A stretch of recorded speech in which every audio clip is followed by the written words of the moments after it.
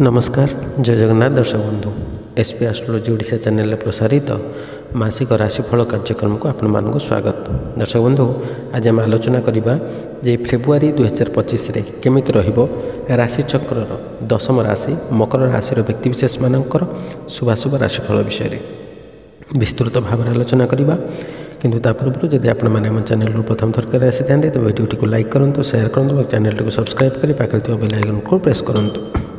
दर्शक बंधु विलम्ब करवानी चलते आरंभ करवा आज आलोचना चक्र जे फेब्रुआरी मसरे कौन रहिबो मकर राशि व्यक्तिविशेष मानकर शुभाशुभ भाग्यफल। मकर राशि जार अधिपति ग्रह होउचंदी शनि, यार शुभवार शुक्रवार शनिवार घातवार मंगलवार, शुभ संख्या 3, 6, 8, शुभ रंग नील हलदिया कला। दर्शक बंधु ये मकर राशि व्यक्तिविशेष मानक पई फेब्रुआरी मसरे कौन रहिबो ग्रह स्थिति। वृष राशि रे बृहस्पति, मिथुन राशि रे कौन ग्रह अधिष्ठान करूना, कर्कट राशि रे मंगल, कन्या राशि रे केतु, धनु राशि रे बुध एवं कुंभ राशि रे शुक्र शनि, मीन राशि रे राहु अधिष्ठान करुछंती। ए गोचरीय ग्रह स्थिति को नजर रखी आम यह विचार करिपरिबा जे एही मास मकर राशि लोकंक पई बहु परिमाण रे अनुकूल रहिबो। क्यारियर दृष्टि एही मास अनुकूल रहिबार संभावना अछि। दशम घर स्वामी शुक्र महाराज संपूर्ण मास तृतीय घरे राहुंक सहित रहिबे, जहा फल आपण कार्यक्षेत्र सहित जड़ित लोकंक सहित छोट छोट पार्टी मध्य करिवे। पंचम घर स्वामी शुक्र महाराज संपूर्ण मास आपणकर उच्च राशि रे तृतीय घरे रहिबे, जहा फल आपण निजर शिक्षा पाई चेष्टा करिवे। संपत्ति संबंधित विवाद परिवार रे सृष्टि हब। पंचम घर स्वामी शुक्र उच्च घरे रहिबे और राहुंक सहित उपस्थित रहिबे, जहा फल आपण निजर प्रियतम को अधिक प्रेम करिवे बा आपणकर संपर्क निबिड़ हब। जदि आपणकर आर्थिक स्थिति देखा जाए तेबे एही मास आपणक पई मध्यम धरणर रहिबो बा आर्थिक स्थिति मध्यम धरणर उन्नत रहिबो। खर्च नियंत्रण रे रहिबो। एही मास स्वास्थ्य दृष्टि मध्यम धरणर फल आपण प्राप्त करिवे। दर्शक बंधु जो दुईटी ग्रह को नहीं मुख्यतः आम विचार करती ए राशिफल विषय से दुईटी ग्रह होउछन्ति बृहस्पति और शनि। जदि आम प्रथमे बृहस्पति कथा आलोचना करवा तेबे बृहस्पति होउछन्ति धन धान्यर कारक, विद्या बुद्धिर कारक, जश कीर्तिर कारक, आध्यात्मिकतावादीर कारक, समस्त प्रकार सुख सुविधा सकारात्मक दिगर अधिपति बा कारक होउछन्ति बृहस्पति ग्रह। कहीं ना ये होउछन्ति देवगुरु, तेणु सदा सर्वदा गुरु संसार हित साधन हित कामना करिथांती। तेणु ये बृहस्पति ग्रह आपणक राशि पाई पंचम घरे अधिष्ठान करुछन्ति, अर्थात पंचम बृहस्पति। ए बृहस्पति गोचरीय स्थिति अनुसार द्वितीय, पंचम, सप्तम, नवम एवं एकादश स्थान रे अत्यंत शुभफल प्रदान करिथांती।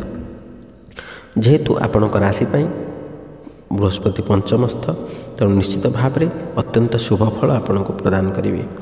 साधारण भाव में पंचम भाव आम विचार करती, विद्यार विचार करती, धनर विचार मध्य करती, सुत अर्थात संतान संतति जनित विचार मध्य करिथांती। जेहेतु पंचम बृहस्पति, तेणु आपण जो माने व्यवसाय वाणिज्य क्षेत्र में अच्छी से माने ए व्यवसाय रे भल लाभ करिवे, आय वृद्धि पाइब, व्यवसाय रे उन्नति घटिब।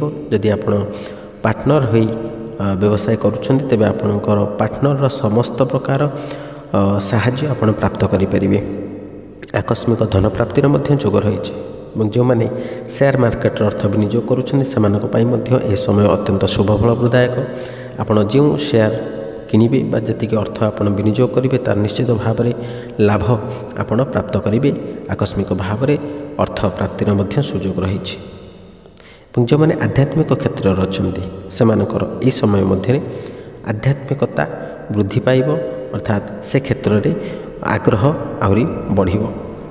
एवं जो माने पाठपढ़ा क्षेत्र में अच्छन्ति जो विद्यार्थी माने सेमानकर ए समय मध्य प्रत्येक क्षेत्र में वृद्धि पाइब बा उन्नति घटिब। आपण पाठपढ़ा मन लागिब बा आग्रह बढ़िब ଏବଂ ପରିଶ୍ରମ ଅନୁସାରେ ଫଳ ନିଶ୍ଚିତ ଭାବରେ ପ୍ରାପ୍ତ କରିବେ। ଯଦି କୌଣସି କମ୍ପିଟେଟିଭ୍ ଏକ୍ଜାମ୍ ଦେଉଛନ୍ତି ତାହେଲେ ସେଥିରେ ମଧ୍ୟ ସଫଳ ହେବେ, ବା ଯେକୌଣସି ଆପଣ ପରୀକ୍ଷା ଦେବାକୁ ଯାଉଛନ୍ତି ସେ ପରୀକ୍ଷାରେ ଆପଣ ନିଶ୍ଚିତ ଭାବରେ ସଫଳତା ହାସଲ କରିବେ ଏବଂ ଯଶ କୀର୍ତ୍ତି ବୃଦ୍ଧି ପାଇବ। ସ୍ୱାସ୍ଥ୍ୟ ଅବସ୍ଥା ମଧ୍ୟ ସୁଧୁରିଯିବ ପୂର୍ବ ଅପେକ୍ଷା ଏବଂ ଆପଣଙ୍କର ଆୟ ବୃଦ୍ଧି ପାଇବ, ବ୍ୟୟ କମିବ। ବ୍ୟୟଠାରୁ ଆୟ ନିଶ୍ଚିତ ଭାବରେ ଅଧିକ ରହିବ ଏବଂ ଆପଣଙ୍କର ସଞ୍ଚୟ ମଧ୍ୟ ଭଲ କରିପାରିବେ। ଦ୍ୱିତୀୟରେ ଯଦି ଆମେ ଶନିଙ୍କ କଥା ଆଲୋଚନା କରିବା, ଶନି ହେଉଛନ୍ତି ନ୍ୟାୟର ଦେବତା, ସତ୍ୟର ଦେବତା। ଯଦି ଆପଣ ସତ୍ ମାର୍ଗରେ ଅଛନ୍ତି, ସତ୍ କର୍ମ କରୁଛନ୍ତି, ସତ୍ସଙ୍ଗ କରୁଛନ୍ତି, ଆପଣ କୌଣସି ପ୍ରକାର ଅନ୍ୟାୟ କରୁନାହାନ୍ତି, ତେବେ ଶନି ନିଶ୍ଚିତ ଭାବରେ ଆପଣଙ୍କୁ ସହାୟକ ହେବେ। ତ ଶନି ଗୋଚରୀୟ ସ୍ଥିତି ହିସାବରେ 4ଟି ସ୍ଥାନରେ ଶୁଭଫଳ ପ୍ରଦାନ କରିଥାନ୍ତି, ତୃତୀୟ, ଷଷ୍ଠ, ଦଶମ ଏବଂ ଏକାଦଶ। କିନ୍ତୁ ଆପଣଙ୍କ ରାଶି ପାଇଁ ଶନି ଦ୍ୱିତୀୟସ୍ଥ। ତେଣୁ ଦ୍ୱିତୀୟ ଶନି ଆପଣଙ୍କୁ ଅତ୍ୟଧିକ ମାତ୍ରାରେ ଶୁଭଫଳ ପ୍ରଦାନ ନ କଲେ ମଧ୍ୟ ସମ୍ପୂର୍ଣ୍ଣ ଅଶୁଭ ଫଳ ମଧ୍ୟ ପ୍ରଦାନ କରିବେ ନାହିଁ। ତେଣୁ ମଧ୍ୟମ ଫଳ ଆପଣ ପ୍ରାପ୍ତ କରିବେ।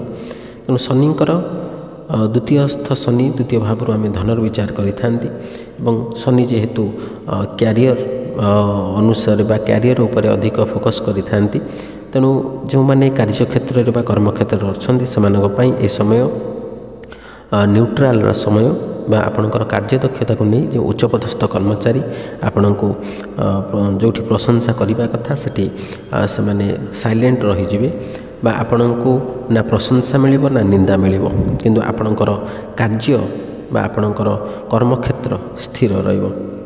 ତେଣୁ ପରିଶ୍ରମ ଆପଣ ଜାରି ରଖନ୍ତୁ, ଦେଖିବେ ନିଶ୍ଚିତ ଭାବରେ ଶୁଭଫଳ ପ୍ରାପ୍ତ କରିବେ। ଏବଂ ଯେଉଁମାନେ ନୂତନ ଭାବରେ କର୍ମପ୍ରାପ୍ତି ନିମନ୍ତେ ଆବେଦନ କରୁଛନ୍ତି ସେମାନଙ୍କ ପାଇଁ ମଧ୍ୟ ଏ ସମୟ ଖରାପ ନହେଲେ ମଧ୍ୟ ଭଲ ବି ନୁହେଁ। ତେଣୁ ନିରନ୍ତର ଭାବରେ ଚେଷ୍ଟା କରିଚାଲନ୍ତୁ। ଶନି ଯଦି ଆପଣ ସତ୍ ମାର୍ଗରେ ଥିବେ ତାହେଲେ ନିଶ୍ଚିତ ଭାବରେ ଶନି ଆପଣଙ୍କୁ ଶୁଭଫଳ ପ୍ରଦାନ କରିବେ। ଦର୍ଶକ ବନ୍ଧୁ, ଆମେ ତ ବିସ୍ତୃତ ଭାବରେ ଆଲୋଚନା କଲେ ଏହି ଫେବୃଆରୀ ମାସରେ ମକର ରାଶିର ବ୍ୟକ୍ତିବିଶେଷମାନଙ୍କର ଶୁଭାଶୁଭ ରାଶିଫଳ ବିଷୟରେ। ଯେଉଁ ଅଶୁଭ ଫଳ କଥା ଆମେ ଆଲୋଚନା କଲେ ସେ ଅଶୁଭ ଫଳକୁ ପରିତ୍ୟାଗ କରି ଶୁଭ ଫଳ ପ୍ରାପ୍ତ କରିବା ନିମନ୍ତେ ଆମେ କେତେ ଗୁଡ଼ିଏ ପ୍ରତିକାର ବିଷୟରେ ମଧ୍ୟ ଆଲୋଚନା କରିବା।